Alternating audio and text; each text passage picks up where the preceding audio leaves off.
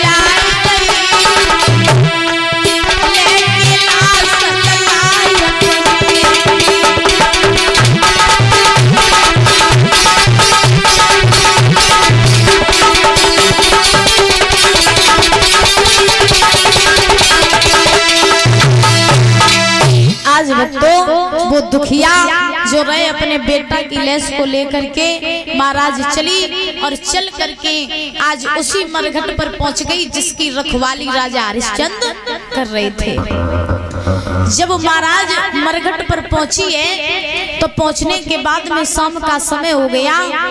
जब रानी तारा अपने बेटा की लाश लेके मरघट पे पहुंची तो हरिश्चंद्र ने आवाज लगाई, कौन है जो आधी रात के समय यहाँ मरघट पर आया है? राजा हरिश्चंद्र हाथ में लाठी लेकर के रानी तारा के पास में आए तो राजा हरिश्चंद्र इतने दुर्बल हो गए थे, इतने कमजोर हो गए थे कि राजा हरिश्चंद्र ने रानी तारा को पहचान नहीं पाओ। और जब पहचान नहीं पाया तो रानी तारा ने जवाब दिया, महाराज आप यहाँ क्या कर रही हो? हम तो अपने बेटा की लेस लेकर के आए, लेकिन आप इस मरघट पर क्या कर रहे हो? हरिश्चंद्र ने जवाब दिया, रानी हम तो इस मरघट की रखवाली कर रहे हैं, यहाँ के मरघटिया हम ही तो हैं, लेकिन तुम यहाँ क्या कर रही हो? रानी तारा ने जवाब दिया, महाराज हम यहाँ पर अपने बेटा रोहित का अंतिम संस्कार करने आए हैं। हरिश्चंद्र ने इतने वचन सुने, अंतिम संस्कार करने आई हो? क्यों क्या हुआ हमारे बेटा को? रानी तारा ने जवाब दिया, महाराज हमारा बेटा अब हमारे पास में नहीं रहा, उसे काले सर्प ने खा लिया, काले सर्प के खाने की वजह से उसकी मृत्यु हो गई। जो इतने वचन सुने राजा हरिश्चंद्र ने तो महाराज ऐसा लगा जैसे पैरों तले जमीन खिसक गई हो। राजा हरिश्चंद्र कहने लगे, रानी तारा इतनी बड़ी बात हो गई और तुमने हमें बताया नहीं। रानी तारा ने जवाब दिया, क्या करे महाराज, हमारे बेटा को काले सर्प ने खाया जिसकी वजह से उसकी मृत्यु हो गई और हमें तो पता भी नहीं था कि आप यहाँ पर रहते हो। लेकिन महाराज कोई बात नहीं, बहुत समय हो गया, आप ऐसा करो कि आप मेरे बेटा की देह का संस्कार कर दो, अंतिम संस्कार कर दो। राजा हरिश्चंद्र ने जवाब दिया, हे रानी तारा हम तुम्हारे बेटे का अंतिम संस्कार तो कर देंगे, लेकिन उसके बदले में हमें कफन दो और कर दूं, क्योंकि जब तक तुम हमें कफन और कर नहीं दोगी तब तक तुम्हारे बेटा की लाश को हम नहीं जलाएंगे। रानी तारा ने जवाब दिया, महाराज आप कैसी बातें कर रही हो? अरे ये केवल मेरा ही बेटा नहीं है, ये तो तुम्हारा भी बेटा है और तुम हमसे कर और कफन मांग रही हो। मेरे पास में महाराज फूटी कौड़ी नहीं है, बताओ हम तुम्हें कर और कफन कहां से दें? हरिश्चंद्र ने जवाब दिया, नहीं रानी तारा, तुम्हें कफन और कर देना होगा। जब तक तुम नहीं दोगी तब तक तुम्हारे बेटे का अंतिम संस्कार नहीं होगा। बुजुर्गों ध्यान रखना, जो इतने वचन कहे तो आज हरिश्चंद्र ने एक बात कही कि रानी तारा बाद दिन की याद करो, ज्यादा तुम धर्म में फंसी हुई थी और ज्यादा तुमने नदी पे मेरो घड़ा नहीं उठवाओ तो, और तुमने जग गई थी कि महाराज तुम्हारा घड़ा मैतर को है, हमारा घड़ा ब्राह्मणी को है, और अगर हम तुम्हारा घड़ा छोलिए तो धर्म नष्ट हो जाइए। रानी बाद दिन की याद करो, जब तुमने मेरो घड़ा नहीं उठवाओ तो बाद तुम धर्म में फंसी थी और आज धर्म में हम फंसे हैं, क्योंकि मेरे मालिक का ये आदेश है कि जब तक किसी से कफन और कर न ले लिया जाए तब तक लाश को नहीं जलाना है। तो महाराज आज जैसे इतने वचन कहे, राजा हरिश्चंद्र ने रानी से पहले कफन और कर दो, तुम्हारे बेटे का अंतिम संस्कार हो जाएगा। जो इतने वचन कहे रानी तारा कहने लगी, सुनो महाराज, अरे सामने संकट पड़ो पिया तेने कठिन पे जठानी,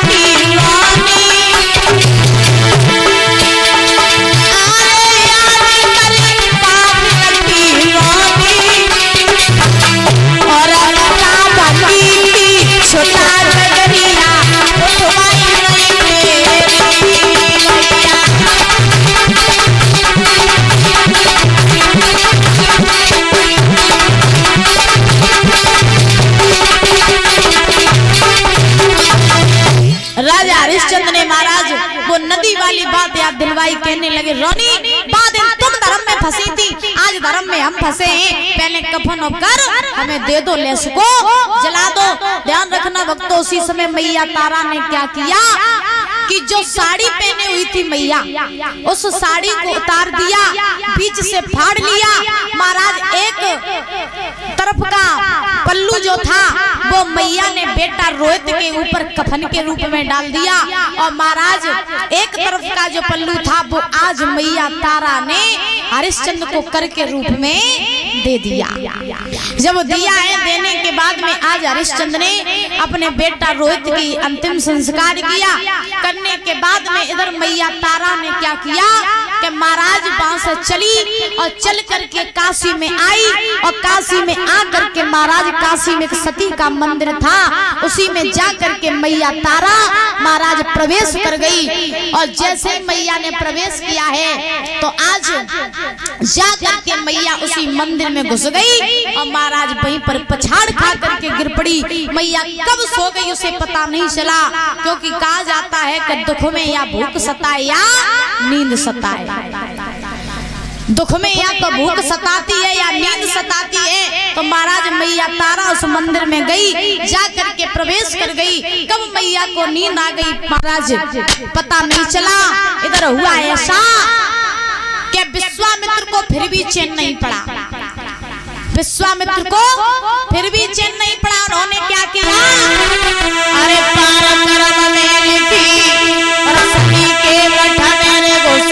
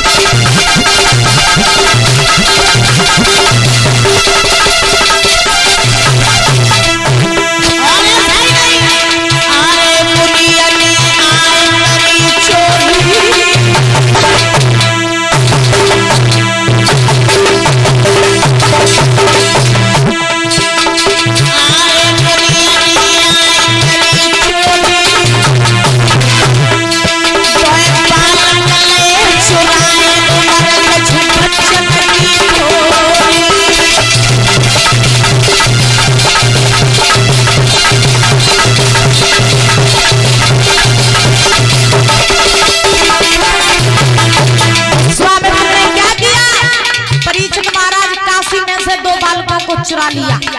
जो बालक मरे हुए थे उन बालकों को चुरा लिया, चुरा करके आए और महाराज बीच में से काट डाला और काट करके रानी तारा के पास में लिटा दिया। और जो रक्त था वो रानी तारा के मुख में लगा दिया और काशी में आवाज लगा दी, काशी के लोगों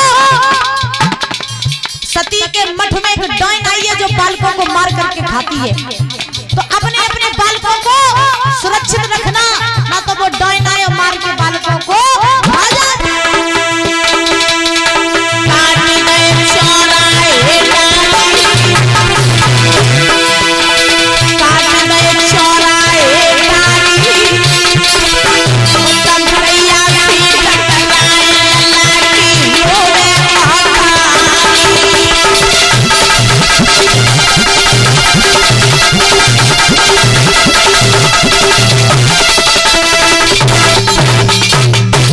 विश्वामित्र ने दो बालकों को चुरा लिया, काट डाला बीच में से, रानी तारा के पास में लिटा दिया।